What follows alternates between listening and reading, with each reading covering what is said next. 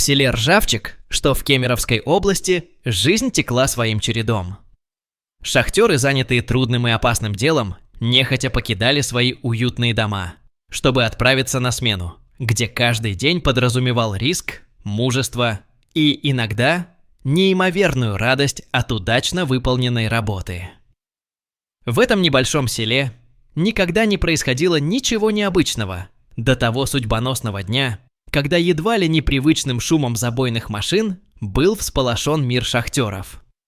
Одним из рабочих, трудившихся под землей, был Алексей. У него была семья, маленькая дочка, которую он без ума любил, и мечта о новом доме, где они смогут жить без страха за завтрашний день. Каково же было его удивление, когда во время очередной смены он и его коллеги наткнулись на странный ящик, сделанный из камня. Алексей никогда не видел подобного, он был не просто большим, он выглядел древним, будто его создали заведомо другим, более могущественным народом. Длина находки составила 2,5 метра. Сначала шахтеры подумали, что это может быть древняя артефактура, возможно, даже мавзолей. Шум и смятение охватили бригаду. Когда ящик подняли на поверхность, к месту находки собрались прораб и другие рабочие. Все с нетерпением ждали, что же ждет их внутри. В этот момент все присутствующие обомлели. В гробу лежала высокая женщина, казавшаяся покойной, но при этом выглядевшая удивительно живой. В ее глазах не было ни следа смерти, лишь покой и таинственное обаяние. Она была одета в легкое одеяние, а ее волосы, русые с рыжим отливом, спадали на плечи и обрамляли лицо. У нее были большие небесно-голубые глаза с широко распахнутыми век, которые, казалось, смотрели прямо в душу каждого, кто осмелился взглянуть на нее. Женщина находилась в жидкости розоватого оттенка, и это еще больше усиливало ощущение нереальности происходящего. Все, кто видел ее, были поражены красотой ее лица. Хватило 1 секунды, чтобы понять, что это великолепие было чем-то совершенно особенным. Шахтеры смущались и искали объяснения. Но как можно объяснить то, что не вписывалось в привычный порядок вещей? Прошло 15 часов, и находка привлекла внимание практически всех жителей села. Каждый из них хотел, хоть на мгновение, заглянуть в гроб и увидеть это чудо. Странная женщина стала центром внимания. Ее облик принял характер местной легенды, которая вскоре унеслась по деревне. Местные жители твердили, что, несмотря на то, что женщина, казалось, была мертвой, у них складывалось впечатление, что она просто спит. Она красива, будто сошла с картины, шептали между собой соседи, а пожилые женщины вспоминали о сказаниях местных предков, в которых упоминались духи и души, говорящие о жизни после смерти. Но вскоре о найденном гробе узнали местные власти. На место обнаружения прибыли военные, полиция и пожарные, ставшие свидетелями ощущения надвигающейся опасности. Население Ржавчика немедленно предупредили о необходимости покинуть место находки. Гроб, который не более чем несколько часов назад казался чудом, теперь стал объектом подозрения и некой угрозы, которую нужно было изолировать.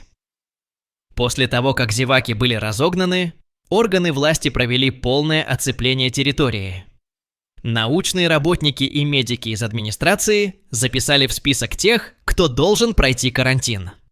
Все, кто дотрагивался до гроба или находился в непосредственной близости к нему, включительно с Алексеем, подлежали тщательному обследованию. Страх овладел жителями села. Слухи начали расползаться, и каждый предполагал, что же на самом деле скрывает этот таинственный ящик из камня. Спустя несколько дней гроб был отправлен в Москву, где его ожидали ученые, специализирующиеся на биологии и археологии. Сообщения о находке молниеносно разлетелись по стране, и вскоре это стало предметом обсуждения на телевидении. Упоминания о древней женщине из Ржавчика привлекли внимание общественности и научного сообщества. Команда ученых, собранная специально для изучения этой находки, включала в себя генетиков, историков и антропологов. По их первичным анализам, женщине, лежавшей внутри гроба, предположительно было около 800 миллионов лет. Этот вывод шокировал мир. В течение всей истории человечества утверждалось, что Homo sapiens обитал на планете не более 200-300 тысяч лет.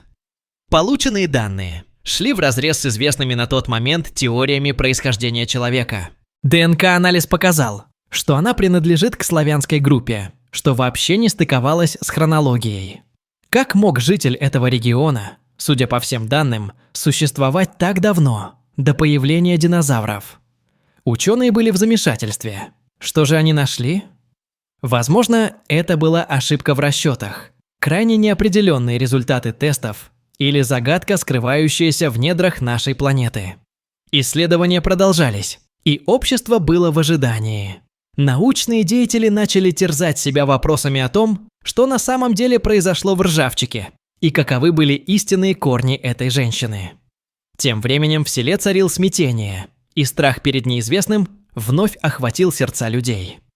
Алексей, один из тех, кто первым нашел гроб, догадался, что, скорее всего, он не единственный здесь, кому это казалось таким странным. В связи с болезненными переживаниями и обстановкой, жители начали терять надежду на нормальную жизнь, и только крепкая дружба и единство села помогали находить выход из стрессовых ситуаций. Срываясь с цепей слухи о древней женщине, люди обсуждали различные теории. Может быть, она спит, ожидая, когда придет ее время? Или она нечто большее, чем просто человек? Может быть, она стала жертвой какой-то древней магии? Пересказывали в своих домах, пытались найти объяснение странному явлению и находя успокоение в рассказах предков. Как только кто-то начинал рассказывать о таинственном происшествии, восхищение и страх в сочетании с другими эмоциями возбуждали интерес. Но при этом все чувствовали и страх гнева незримого существа, которое, как им казалось, глядело на них из темноты времени. Ученые в Москве работали не покладая рук. В их лабораториях проводились сложные эксперименты и тесты, чтобы выяснить, возможно, найдут объяснение огромной временной пропасти между предположительным возрастом женщины и историей Земли. Они были единственными, кто, казалось, занимался более глубокими аналитическими исследованиями. Их консилиум обсуждал все, от генетической природы находки до возможных социальных следствий, которые могут повлечь за собой раскрытие истинной истории этой древней женщины. Производимые тесты показывали, что, судя по всему, у нее не было никаких заболеваний, которые могли бы объяснить странное состояние ее тела. Вокруг противоречивых данных исследователи выражали беспокойство о том, что последствия для самих науковедов могут оказаться невообразимо большими. Научное сообщество волновали вопросы о том, что они могли бы узнать, основываясь на этом открытии, потому что находка угрожала устоявшимся теоретическим основам их профессии. Между тем, в Ржавчике жизнь продолжала течь в своем привычном темпе. Но в селах и городах начали распространяться слухи, сравнявшие историю Ржавчика с заметными шедеврами искусства и культуры.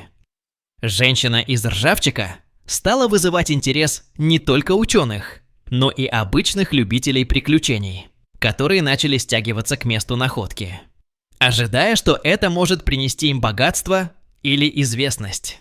Недалеко от села власти были вынуждены принимать дополнительные меры, чтобы сдержать поток людей, желающих увидеть находку своими глазами. Они развернули информационные щиты, на которых были написаны предупреждения о том, что проход на место находки полностью закрыт. Укрепили охрану и выставили посты, чтобы контролировать поток тех, кто решил вторгнуться на запрещенную территорию. Алексей нервно прислушивался к темам обсуждений. Какой импульс мы дали этой находке? Стали ли мы частью чего-то большего, чем можно было бы представить? Глядя на непроглядные темные горизонты, он чувствовал, как зреет в нем недовольство, гнев. Но что бы это ни было, он знал, это все изменит. Это станет началом новой эры. В тот ненастный день, когда о находке узнали в стране, началась совершенно новая глава не только в истории Ржавчика, но и всего человечества. Тайны, таящиеся в гробе, оставили след не только в науке, но и в сознании простых людей, верящих в магию, силу и величие истории. Эта загадка, которая родилась в шахтерском краю, не просто окутала село легендами, но, возможно, стала основой глубоких исследований и размышлений о человечестве с новой перспективы.